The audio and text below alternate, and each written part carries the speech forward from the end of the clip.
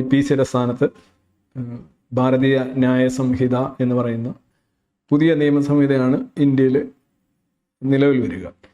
പുതിയതെന്ന് പറയുമ്പോൾ കാര്യമായിട്ട് പുതിയതൊന്നുമില്ല, എന്നാൽ ചില ഭേദഗതികളും മാറ്റങ്ങളും അഡീഷൻസും ഡിലീഷൻസും ഒക്കെ ഉണ്ട്. ഇത് കൊണ്ടുവരുന്നതിൻ്റെ ഒരു കാരണം വ്യക്തമാണ്. അതായത് 1860 മുതൽ ഇങ്ങോട്ട് നോക്കുകയാണെന്നുണ്ടെങ്കിൽ നമ്മളുടെ രാഷ്ട്രീയ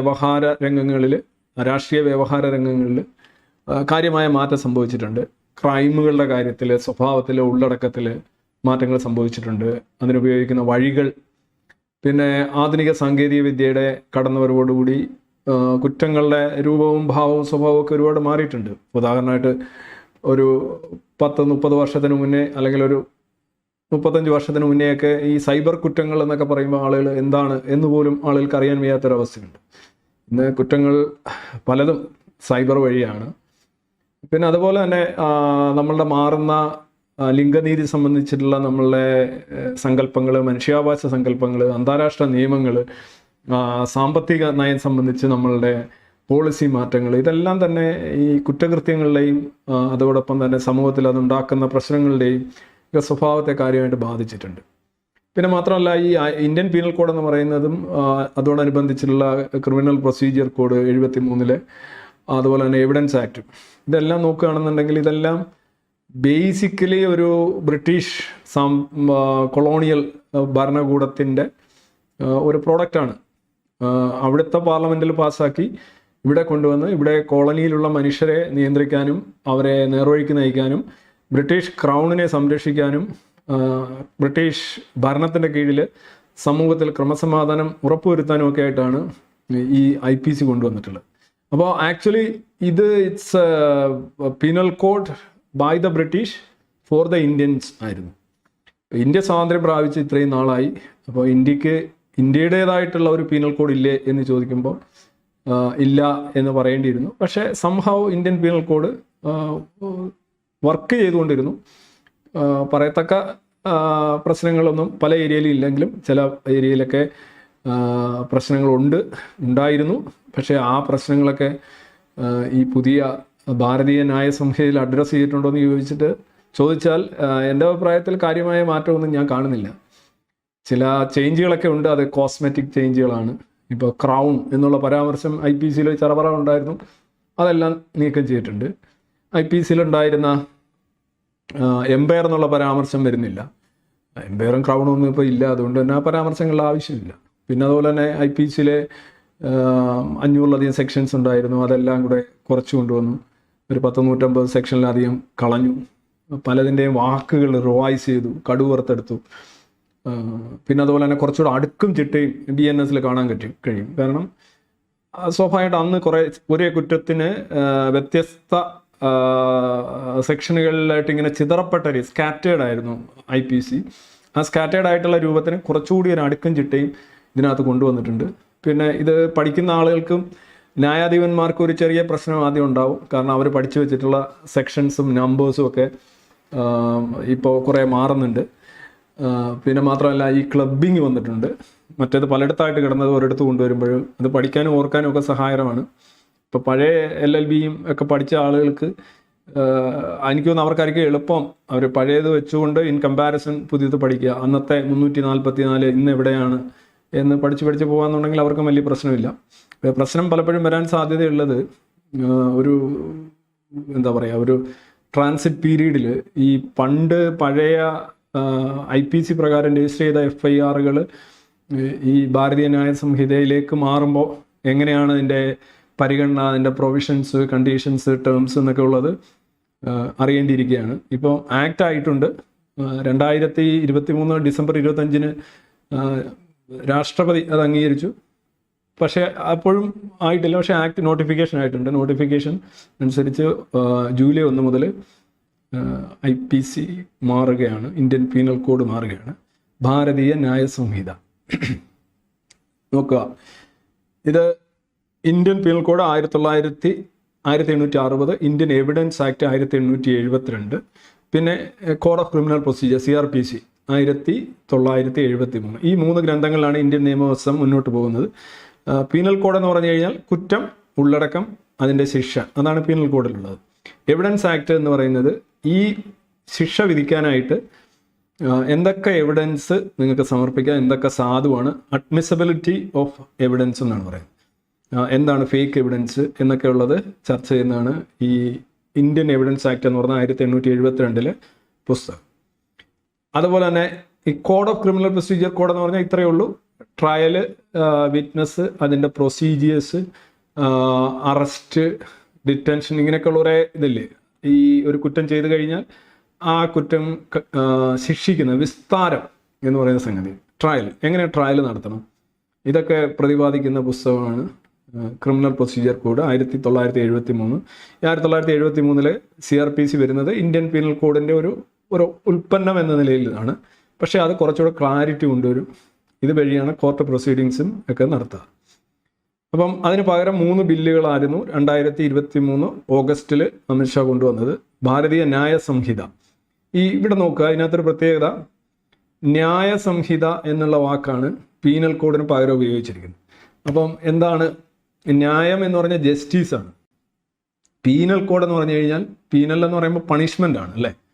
അപ്പോൾ പണിഷ്മെൻ്റ് എന്നുള്ള ഒരു സങ്കല്പം കളഞ്ഞിട്ട് ന്യായം എന്നുള്ള ഒരു പോസിറ്റീവായിട്ടുള്ള സങ്കല്പമാണ് നമ്മളുടെ നിയമ പുസ്തകത്തിന് കൊടുക്കുന്നതെന്നാണ് ഒരു അവകാശവാദം. ബിക്കോസ് മറ്റേത് പീനൽ കോഡാണ്, ശിക്ഷാവിധികൾ, ശിക്ഷയുടെ പുസ്തകം എന്നാണ് അതിന് പറയുക.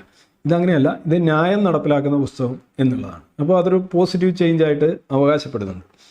പിന്നെ രണ്ടാമത്തേത് ഭാരതീയ സക്ഷ ബിൽ, ഭാരതീയ നാഗരിക സുരക്ഷാ സംഹിത. ഈ നാഗരിക സുരക്ഷാ സംഹിതയാണ് CRPC. ഈ സക്ഷ് എന്ന് പറയുന്ന വാക്കാണ്. ഇതെല്ലാം ശരിക്കും സംസ്കൃതമാണ്. സക്ഷ് എന്ന് പറയുന്നതാണ് എവിഡൻസ് ആക്ട്. ഈ മൂന്നൂടെ ചേർന്നെങ്കിലേ ശരിക്കും നമ്മുടെ നീതിന്യായ വ്യവസ്ഥ നടന്നു പോവുള്ളൂ.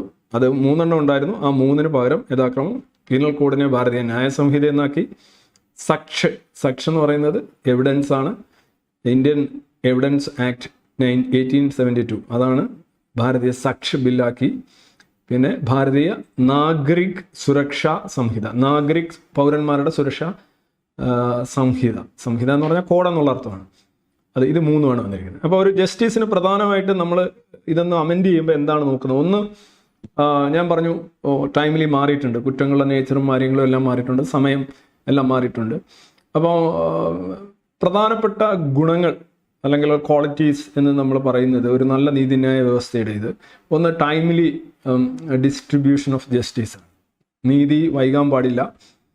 കുറ്റം നടന്നു കഴിഞ്ഞാൽ ഇരയ്ക്കും അതുപോലെ തന്നെ പ്രതിക്കും അവർക്ക് അർഹിക്കുന്നത് കിട്ടണം.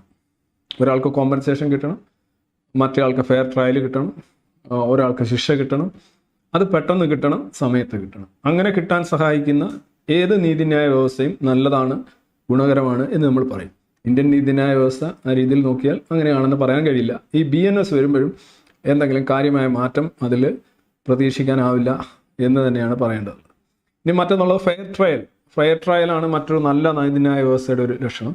ഏതൊരു കുറ്റവാളിയായാലും അത് അജ്മൽ കസവ് ആയിക്കോട്ടെ, രാജ്യത്തിനെതിരെയുള്ള കുറ്റമായിക്കോട്ടെ, അല്ലെന്നുണ്ടെങ്കിൽ വളരെ മോശം, ഇപ്പോൾ തന്നെ നമ്മുടെ ഈ ആളൂർ എന്നൊക്കെ പറയുന്ന ഒരു അഭിഭാഷകനെ കുറിച്ച് പറയാറുണ്ട്. അയാളെല്ലാം മോശം കേസുകളും എടുക്കും എന്ന് പറയും. പക്ഷേ എന്നിരുന്നാലും ഇന്ത്യൻ നീതിന്യായ വ്യവസ്ഥ മുന്നോട്ട് വെക്കുന്ന ഒരു ആശയം എന്ന് പറയുന്നത് ഫെയർ ട്രയൽ. അഭിഭാഷകൻ ഇല്ലാത്താക്കുക, അഭിഭാഷകനെ ഉണ്ടാക്കി കൊടുക്കുക. പക്ഷേ ട്രയൽ നടക്കണം. ട്രയൽ നടക്കാതെ വിസ്താരമില്ലാതെ ശിക്ഷയില്ല, വിസ്തരിക്കപ്പെടണം എന്നുള്ളതാണ്. ഇപ്പോൾ പ്രതിക്കൊന്നും പറയാൻ കഴിയാത്ത അവസ്ഥയാണെങ്കിലും ആ കേസുകളെല്ലാം ചുമ്മാതെ അയാൾക്കൊന്നും പറയാനില്ല എന്നാൽ ശിക്ഷിച്ചേരെ എന്ന രീതിയിൽ ശിക്ഷിക്കാൻ പറ്റില്ല. വളരെ ഇൻകൺട്രോളബിൾ ആയിട്ടുള്ള എവിഡൻസ്, കൊറോബറേറ്റ് ചെയ്ത എവിഡൻസ് എല്ലാം വെച്ച് വേണം ശിക്ഷിക്കാൻ. ഇനി മറ്റൊന്നുള്ളത് ഫെയർ കോമ്പൻസേഷനാണ്. വിക്ടിമിന് എപ്പോഴും ഒരു നഷ്ടപരിഹാരം വളരെ ഫെയർ ആയിട്ട് കിട്ടിയിരിക്കണം. പ്രതിയുടെ അവകാശമാണ് ഫെയർ ട്രയൽ. പിന്നെ അതുപോലെ തന്നെ യൂണിഫോമിറ്റി ആൻഡ് ക്ലാരിറ്റി എന്ന് പറയും. ഏതൊരു നിയമസംഹിതയും രാജ്യത്തുടനീളം നമ്മൾ യൂണിഫോം സിവിൽ കോഡിനെ കുറിച്ചും യൂണിഫോം പീനൽ കോഡിനെ കുറിച്ചും ഒക്കെ പറയുന്നു. ഈ BNS എന്ന് പറഞ്ഞു കഴിഞ്ഞാൽ യൂണിഫോമാണ്. പീനൽ കോഡും ഓൾമോസ്റ്റ് യൂണിഫോം തന്നെ ആയിരുന്നു. അതാണ് ഒരു നല്ല നിയമവ്യവസ്ഥയുടെ ഒരു ക്വാളിറ്റി എന്നത്. അതോടൊപ്പം തന്നെയാണ് ക്ലാരിറ്റി ഉണ്ടാവണം. ഇന്ത്യൻ നിയമവ്യവസ്ഥയ്ക്ക് IPCയിൽ വളരെ ഇലാബറേറ്റ് ആയിട്ടുള്ള, പലപ്പോഴും കോൺട്രഡിക്ടറി എന്ന് തന്നെ തോന്നാവുന്ന വ്യാഖ്യാനക്ഷമത ഒരുപാടുള്ള വരികളും പ്രൊവിഷൻസും ഒക്കെ ആയിരുന്നു ഇന്ത്യൻ IPC ഉണ്ടായിരുന്നത്. അതിനൊക്കെ വലിയൊരു മാറ്റം BNS വന്നിട്ടുണ്ടെന്ന് പറയാൻ സാധിക്കില്ല. പലതും അപ്പടി തന്നെ കോപ്പി ചെയ്ത് വെച്ചിരിക്കുകയാണ്. സ്പിരിറ്റ്, കണ്ടൻറ്റ്, ലാംഗ്വേജ് എല്ലാം തന്നെ കോപ്പി ചെയ്ത് വെച്ചിരിക്കുകയാണ്. അതുകൊണ്ട് ഈ ഒരു അപ്ഡേഷൻ കാര്യമായ രീതിയിലൊരു അപ്ഡേഷൻ ആണെന്ന് പറയാൻ കഴിയില്ല. എന്നിരുന്നാലും ചില മാറ്റങ്ങളില്ല എന്ന് പറയാൻ നമുക്ക് സാധിക്കുകയില്ല. ഇതാണ് ഈ 3 ബുക്കുകളാണ്: IPC, CRPC, Indian evidence act. ഇത് 3 യഥാക്രമം IPC വന്നിട്ട് ഭാരതീയ ന്യായ സംഹിതയാവും, CRPC വന്നിട്ട് ഭാരതീയ നാഗരിക് സുരക്ഷാ സംഹിതയാവും, ഇന്ത്യൻ എവിഡൻസ് ആക്ട് വന്നിട്ട് ഭാരതീയ സാക്ഷ്യ മറ്റേനകത്ത് സാക്ഷ്യം കിടക്കുന്നു, സാക്ഷ്യ അധിനിയം അല്ലേ, സാക്ഷ്യ Adhiniyam. BSA, BNSS, BNSS, BSA. ഇതാണ് ഇതിൻ്റെ 3 ബുക്കിൻ്റെ. ഇതിൽ 2021 ജൂലൈ 2024 ജൂലൈ 1 മുതൽ നടപ്പിലാക്കും എന്നാണ് ഹോം മിനിസ്ട്രിയുടെ നോട്ടിഫിക്കേഷൻ പ്രകാരം നമുക്ക് ഉറപ്പിക്കേണ്ടത്. അത് ഇതുവരെ നോട്ടിഫിക്കേഷൻ ഇല്ല എന്നാണ് കരുതിയിരുന്നത്. ഇത് 2 ദിവസം മുമ്പാണ്, 2 അപ്പോൾ ഒരു ഫെബ്രുവരി 24, 3-4 ദിവസത്തിന് മുന്നെയാണ് ഈ നോട്ടിഫിക്കേഷൻ ഇറങ്ങിയത്. അതിൽ ഒരു കാര്യം മാത്രമാണ് മരവിപ്പിച്ച് വെച്ചിരിക്കുന്നത്. അതായത് സെക്ഷൻ 106 സബ്സെക്ഷൻ 106 സബ്സെക്ഷൻ 2 പ്രകാരം ഈ എന്താ പറയുക, ഹിറ്റ് ആൻഡ് റൺ വണ്ടി ഇടിച്ചിട്ട് ഓടിപ്പോകുന്നതും, പിന്നെ നെഗ്ലിജൻറ്റ് ഡ്രൈവിങ്, മനഃപൂർവ്വമല്ലാത്ത നരഹത്യ ഉള്ള ഡ്രൈവിങ്, എന്നാൽ അശ്രദ്ധയോടെ വണ്ടി ഓടിച്ച് അപകടം ഉണ്ടാക്കുക, ആളപായം ഉണ്ടാക്കുക എന്നുള്ളത്. അതിൻ്റെ 2 വർഷമായിരുന്നു, അത് 5 വർഷമാക്കിയിട്ടുണ്ട്. അതോടൊപ്പം തന്നെ നിങ്ങൾ ഇടിച്ചിട്ടിട്ട് നിങ്ങൾ സ്ഥലത്ത് നിന്ന് റിപ്പോർട്ട് ചെയ്യാതെ കടന്നു കളയുക എന്നുള്ളത്, അതിന് ആ കുറ്റം ചെയ്തു കഴിഞ്ഞാൽ 10 വർഷവും ഫൈനും എന്നുള്ളതാണ് ഈ BNS നിർദ്ദേശിച്ചിരുന്നത്. ഇതിനെതിരെ രാജ്യമെമ്പാടുള്ള വണ്ടി ഓടിക്കുന്ന ആളുകൾ വന്ന് ഒരുപാട് പ്രശ്നങ്ങളൊക്കെ ഉണ്ടാക്കി. അതിപ്പോൾ തൽക്കാലം മരവിപ്പിച്ച് നിർത്തിയിരിക്കുകയാണ്. മനസ്സിലല്ലേ? ബാക്കി എല്ലാം തന്നെ ഈ ജൂലൈ 1-ാം തീയതി വരും. ഇപ്പം ഇതിൻ്റെ ഒരു പ്രത്യേകത ഞാൻ പറഞ്ഞു, ന്യായ സംഹിത വേഴ്സസ് പീനൽ കോഡ്. ഒന്ന് നിയമവ്യവസ്ഥ, ജസ്റ്റിസ് എന്നുള്ളതാണ്. രണ്ടാമത്തത് പീനൽ കോഡാണ്. ഇതിൻ്റെ പ്രധാനപ്പെട്ട സേലിയൻ ഫീച്ചേഴ്സിലൂടെ ഒന്ന് കടന്നു പോകാം. ഞാൻ ആദ്യമേ സൂചിപ്പിച്ചു, ഇങ്ങനെ ഉള്ളടക്കമാണ്, കുറച്ചുകൂടെ കൊഹറൻ്റ് ആണ്, കുറച്ചുകൂടെ വെൽ കൺസ്ട്രക്റ്റഡ് ആണ്. കുറേ വാക്കുകൾ മാറ്റിയിട്ടുണ്ട്, കുറേ ആഡ് ചെയ്തിട്ടുണ്ട്, പിന്നെ കുറേ കൂടെ അച്ചടക്കമുണ്ട് മൊത്തത്തിൽ പുസ്തകമായിട്ട് നോക്കിക്കഴിഞ്ഞാലും. പിന്നെ കുറേ അപ്ഡേഷൻ സംഭവിച്ചിട്ടുണ്ട്, പുതിയ കുറേ കാര്യങ്ങൾ, സൈബർ ക്രൈമിൻ്റെ കാര്യം എടുത്തിട്ടുണ്ട്, മോബ് ലിഞ്ചിങ്ങിൻ്റെ കാര്യം ഉണ്ട്, അതുപോലെ തന്നെ കമ്മ്യൂണിറ്റി സർവീസ്, അതൊക്കെ ഈ അമേരിക്കയിലൊക്കെ കാണുന്ന ടൈപ്പുള്ള സംഗതികൾ, അതൊക്കെ ഇന്ത്യൻ പീനൽ കോഡല്ല, എന്താണ് പറയുന്നത്, ന്യായ സംഹിത, അങ്ങനെയാണ് പറയുന്നത്. ഇനി പീനൽ കോഡ് എന്നൊരു വാക്ക് ഉദ്ദേശിക്കാൻ പറ്റും. നമ്മൾ പീനൽ കോഡ് എന്ന് പറഞ്ഞാൽ ബ്രിട്ടീഷുകാർ നമ്മളെ ശിക്ഷിക്കാനായിട്ട് ഉണ്ടാക്കിയ സാധനം എന്നുള്ളതാണ് എൻ്റെ ഒരു കോൺസെപ്റ്റ്. ഇനി നമ്മൾ ഇന്ത്യ എന്ന് പറയുന്ന സ്റ്റേറ്റ് നമ്മൾ തന്നെയാണ്, നമ്മളുടെ പൗരന്മാരോട് ന്യായം ചെയ്യുന്നു എന്നാണ് BNSൻ്റെ ഒരു കോൺസെപ്റ്റ്. ഇതിൽ ഏറ്റവും പ്രധാനപ്പെട്ട ഒരു ഫീച്ചർ എന്ന് പറഞ്ഞു കഴിഞ്ഞാൽ കമ്മ്യൂണിറ്റി സർവീസ് എന്നാണ്. സാധാരണ ഇതിൽ 5 തരം പണിഷ്മെൻ്റാണ് ഇന്ത്യൻ പീനൽ കോഡിൽ ഉണ്ടായിരുന്നത്. ഒന്ന് മരണശിക്ഷ, മറ്റൊന്നുള്ളത് ജീവപര്യന്ത ശിക്ഷ, 3 ഇംപ്രിസൺമെൻറ്റ്, അതായത് തടവ്. 2 തരം തടവുണ്ട്. കഠിന തടവ്, അതായത് നിങ്ങൾ തടവിലായിരിക്കുമ്പോൾ പാറ പൊട്ടിക്കണം, പിന്നെ പത്തിരി അടിക്കണം, പൊറോട്ട അടിക്കണം, അങ്ങനെ കുറേ കാര്യങ്ങളും. ഇനി സിമ്പിൾ പണിഷ്മെൻറ്റ്, സിമ്പിൾ തടവുണ്ട്, ചുമ്മാ വെറുതെ ഇരുന്നാൽ മതി, പത്രമൊക്കെ വായിച്ച് ഇങ്ങനെ പോകാവുന്ന, അതാണ് കഠിന തടവും അല്ലാതുള്ള സാധാരണ തടവും തമ്മിലുള്ള വ്യത്യാസം. പിന്നെ 4ാമത്തെ ശിക്ഷ എന്ന് പറഞ്ഞു കഴിഞ്ഞാൽ ഫോർഫീച്ചർ ഓഫ് പ്രോപ്പർട്ടി, വസ്തുവകൾ പിടിച്ചെടുക്കുക, നിങ്ങളുടെ വസ്തുവകൾ മുഴുവൻ പിടിച്ചെടുക്കുന്ന ഒരു ശിക്ഷയായിരുന്നു. 5ാമത്തെ ആയിരുന്നു ഫൈൻ. അപ്പോൾ ഈ 5 ശിക്ഷകളാണ് ഇന്ത്യയിൽ ഉണ്ടായിരുന്നത്. ഫൈൻ ഉണ്ടായിരുന്നു, പിടിച്ചെടുക്കലുണ്ടായിരുന്നു, തടവുണ്ടായിരുന്നു, ജീവപര്യന്തം തടവുണ്ടായിരുന്നു, വധശിക്ഷ ഉണ്ടായിരുന്നു. ഇതിൽ 6ാമത്തെ ഒരു ശിക്ഷ കൂടി BNS കൊണ്ടുവരുന്നുണ്ട്. അതാണ് കമ്മ്യൂണിറ്റി സർവീസ്, സാമൂഹ്യ സേവനം. ഈ സാമൂഹ്യ സേവനം എന്ന് പറഞ്ഞു കഴിഞ്ഞാൽ ആ വാക്ക് വളരെ വളരെ എന്താ പറയുന്നത്, അൺസർട്ടൺ ആണ്, ഡൂബിയസ് ആണ്, വേഗാണ്. എന്താണ് ഈ സാധനം എന്ന് ചോദിച്ചു കഴിഞ്ഞാൽ, പണ്ട് പിന്നെ അങ്ങനെ എന്താ സെയിൽസിങ് പോയി അമൃത്സറിലെ സിഖുകാരുടെ ഗുരുദ്വാര ഉണ്ടല്ലോ, സുവർണക്ഷേത്രത്തിൽ തങ്കയായിട്ട് പ്രഖ്യാപിച്ചു. ആ സെയിൽസിങ്ങും പോയിട്ടുണ്ട്. അതുപോലെ തന്നെ അവിടെ പോയി ചെരുപ്പ് കഴുകി പോയി. പിന്നെ അതിൽ ചിലർ വിളമ്പി കൊടുക്കും ആഹാരം. ഈ മതശാലകളിലൊക്കെ പോയിട്ട് ആഹാരം വിളമ്പി കൊടുക്കൽ അവിടെ വോളണ്ടറി ആയിട്ട് വർക്ക് ചെയ്യൽ, ഖുറാൻ പ്രതികൾ അച്ചടിച്ച് വിതരണം ചെയ്യുക. ചില പണ്ടൊക്കെ അങ്ങനെയൊക്കെ ഭഗവത്ഗീതയുടെ 100 പ്രതികൾ കുറ്റം ചെയ്തു അതിൻ്റെ ഇതായിട്ട് ഫൈനും അടയ്ക്കുക, പിന്നെ അങ്ങനെ 10 പേർക്ക് ആഹാരം കൊടുക്കുക, പിന്നെ കുഷ്ഠരോഗ ആശുപത്രിയിൽ പോയി വൃത്തിയാക്കുക. അതൊന്നും ചെയ്യത്തില്ല. ഇങ്ങനെയൊക്കെയുള്ള കാര്യം പലതും മതപരമായ കാര്യങ്ങൾ, അമ്പലം തുറക്കുക, ഇതെല്ലാം കമ്മ്യൂണിറ്റി സർവീസാണ്. ഇത് ഭയങ്കര പ്രശ്നമാണ്. കാര്യം ഈ കമ്മ്യൂണിറ്റി സർവീസിൽ ഓരോരോ ഓർഡർ വരുമ്പോഴാണ് അത് ചെയ്യരുത് ഇത് ചെയ്യരുതെന്ന് പറഞ്ഞ് മാറ്റി മാറ്റി വെക്കുക. കമ്മ്യൂണിറ്റി സർവീസ് ബേസിക്കലി ഇപ്പോൾ സർക്കാർ ആശുപത്രിയിൽ പോയിട്ട് എന്താണ് പറയുക, ചീട്ട് കൊടുക്കുന്ന, അവിടെ ഇരുന്ന് 1 ദിവസം 10 ദിവസം ചീട്ട് കൊടുക്കുക, അങ്ങനെയൊക്കെ ഉള്ളത് വൃത്തിയാക്കുക. പക്ഷെ അതൊന്നും ചെയ്യത്തില്ല. അപ്പോൾ എന്തായാലും കമ്മ്യൂണിറ്റി സർവീസ് പുതുതായിട്ട് ഒരു കുറ്റമായിട്ട് ഏർപ്പെടുത്തിയിട്ടുണ്ട്, ഒരു ശിക്ഷയായിട്ട് കൊണ്ടുവന്നിട്ടുണ്ട്. അതൊരു വലിയ പ്രശ്നമാകാനാണ് സാധ്യത എന്നാണ് എനിക്ക് തോന്നുന്നത്. കാരണം നമ്മളുടെ ഒരു പ്രശ്നം എന്ന് പറഞ്ഞു കഴിഞ്ഞാൽ ഒരു കാര്യവും നമ്മൾ നേരെ ചെയ്യില്ല എന്നുള്ളത്. പരീക്ഷ എഴുതാന്ന് വെച്ചാൽ പരീക്ഷ നല്ല കാര്യമാണ്. പക്ഷേ പരീക്ഷ എന്ന് പറഞ്ഞാൽ നമ്മൾ കോപ്പിയടിയും അങ്ങോട്ടും ഇങ്ങോട്ടും നോട്ടവും മോഷണവും തുണ്ടും ബഹളവും അധ്യാപന വെളിമാഷി ഒഴിപ്പും എന്തൊക്കെ പ്രശ്നങ്ങൾ നടക്കുക. അപ്പോൾ ശരിയായിട്ടൊരു കാര്യം ചെയ്യുക എന്ന് പറയുന്നതാണ് നമ്മളെ സംബന്ധിച്ച് വെല്ലുവിളി. നിയമങ്ങളില്ലാത്തതുകൊണ്ടല്ല. അതുകൊണ്ട് തന്നെ ഈ BNS കൊണ്ടുവന്ന ഈ കമ്മ്യൂണിറ്റി സർവീസ്, ഈ ജയിലിൽ പിടിച്ചിടുക എന്നൊക്കെ പറയുന്നതും മറ്റ് ശിക്ഷകളൊക്കെ കുറച്ചുകൂടെ ഡെഫിനറ്റ് ആണ്. ഈ കമ്മ്യൂണിറ്റി സർവീസ് വളരെ വീക്കാണ്.